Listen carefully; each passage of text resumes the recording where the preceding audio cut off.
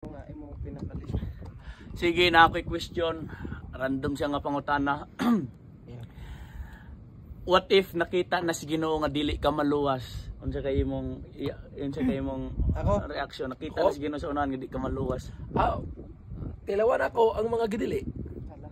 Oo ba? Mauro magyapon, di magyapon ko maluwas. Ikaw, Chuy. Ako kuan gugma man ang Ginoo murag gamahanan man Ginoo matuis pa niya pwede ko mahangyo sa Ginoo. Nakita naman sa Ginoo gani. Nakita naman sa Ginoo nga di ka maluwas. Mahangyo ngani ko. What if conditional pare sa kuan sa mga Israelites nakita na niya ingon ani pero kung buduol sila dili man ingon ana. What if ingon ana no? Di mo bargain ba Lord? Basig naa pagi pamaagi nga na matuyokon kamay. Oo ngani murag matuis pa ba? Hangyo. Nakita naman sa Ginoo sa unahan. Nakita Ako na sa unahan nimo gud. Dili kay mo gani mo hangyo Tilaw gani. eh. Mahangyo ngani. Nakita na sa Ginoo nga ingana ka. Piliyon gyapon nimong maayo. Lagi no. Basin pa mangyo pa.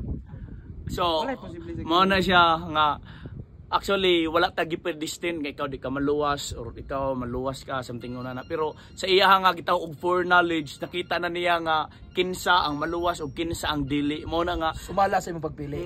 mo na nga ang kana bitaw nga atong pagkampus mo bargain ta kanunay nga Lord kung imo na magaling nakita so nan pwede ba mohangyo o gamay something una na mo na nga ang point is ang kaluwasan about bargain lagi do grasya sa Ginoo.